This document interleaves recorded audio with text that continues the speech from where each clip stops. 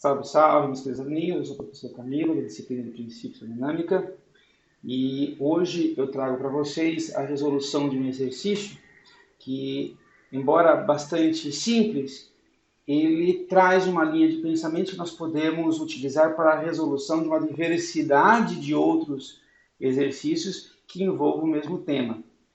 Então vamos a ele. Então vamos avaliar aqui e analisar o nosso enunciado. A pergunta relacionada à energia de Helmholtz e como ela varia, como essa quantidade varia para um processo isotérmico, quando se varia o volume de um estado inicial de 100 litros para um estado final de 22,4, mantendo a temperatura constante de 298 Kelvin.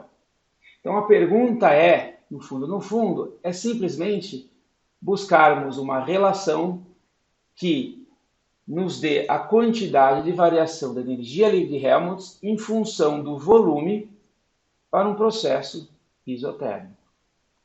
Esse é o nosso questionamento. Como podemos resolver isso? Vamos lá.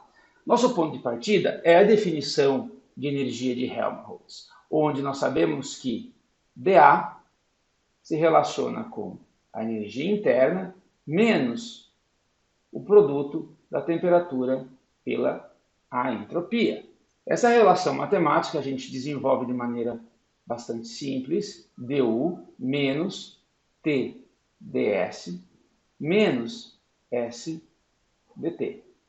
Para um processo que nós sabemos que é isotérmico, fica mais fácil simplificar essa expressão, porque nós sabemos que esse termo aqui, ele é nulo, perfeito?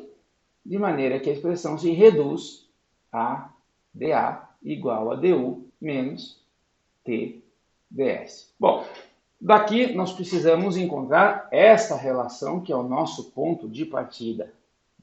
Como que eu faço isso? Eu diferencio, eu derivo ambos os lados da equação por dV, mantendo a temperatura constante, de maneira que dA dV na T é igual a du dV na T menos T que multiplica ds dV na T, ok? O que nós precisamos saber então para quantificar a variação de energia de Helmholtz para um processo de compressão, de variação de volume entre 100 até 22? É encontrar justamente esses dois termos, como a variação de energia interna varia com o volume e como a entropia varia com o volume num processo a temperatura constante. Nesse momento aqui, nós precisamos avaliar esses dois termos. Um desses termos ele é relativamente fácil de avaliar, porque nós temos o conhecimento de que um gás ideal para um processo isotérmico não depende do volume, a sua energia interna.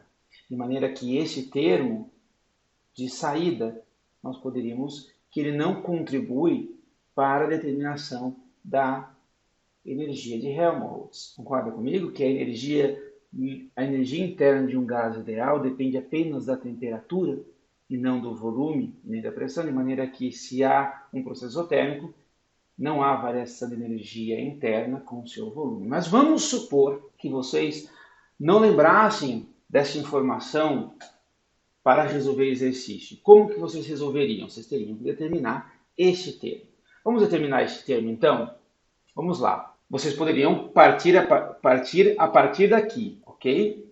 A partir desse termo aqui, dessa afirmação, vocês poderiam continuar o exercício tranquilamente, mas vamos supor que vocês não soubessem quanto vale esse termo. Nós teríamos que determinar. E como que nós determinamos isso? A ideia é a mesma que nós fizemos anteriormente. Nós sabemos a definição de energia interna se relaciona com T ds, que é o calor, menos P dV, que é o trabalho. du em função do volume, a temperatura constante, eu tenho que fazer isso para ambos os lados da minha equação, de maneira que eu tenho T menos P dV dV na T. Este termo aqui, a variação de volume com volume, ele é unitário, de maneira que eu simplifico esta equação da variação da energia interna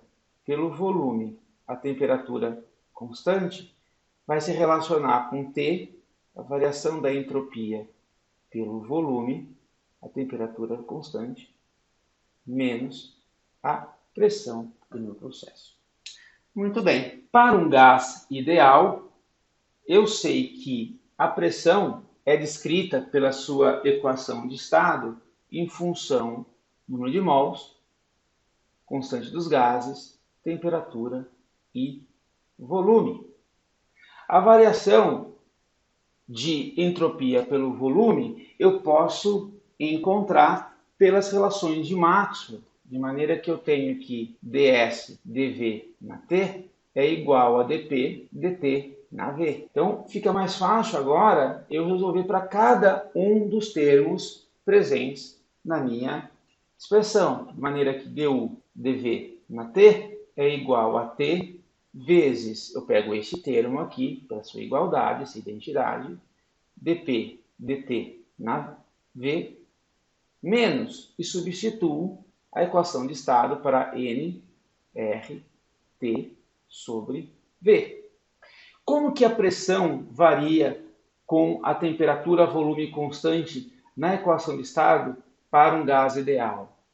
Pegando este termo, eu sei que dp dt na V é igual a N, R sobre V.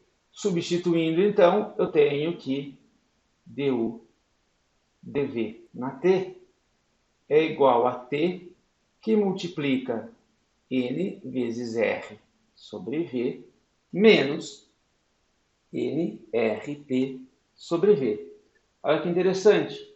Ambos os termos são iguais, de maneira que este menos esse, encontramos que a variação de energia interna em função do volume para um processo isotérmico é igual a zero. Ok? Vocês já sabiam disso. Mas esse é um caminho que vocês podem muito bem chegar, independente desse pré-conhecimento, simplesmente manuseando as equações de estado que nós conhecemos para cada uma das energias. Ok? Voltamos então à nossa resolução. Nós paramos aqui em simplificar e reescrever a expressão para determinar a energia de Helmholtz, de forma que eu tenho agora dA sobre dV na T, essa é a minha taxa que eu quero determinar, T vezes ds dV na T.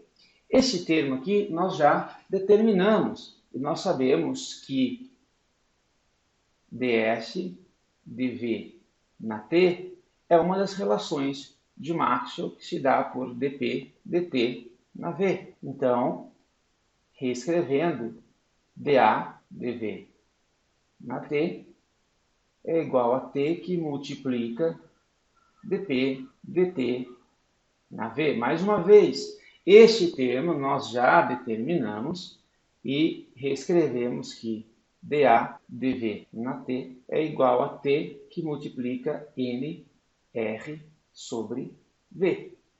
Para um processo finito, entre dois estados, nós escrevemos que dA é igual a N R T sobre V dV.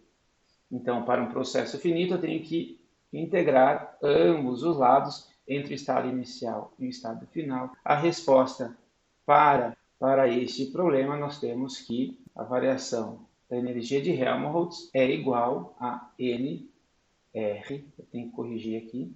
Esse termo aqui é negativo, negativo, negativo, negativo, negativo.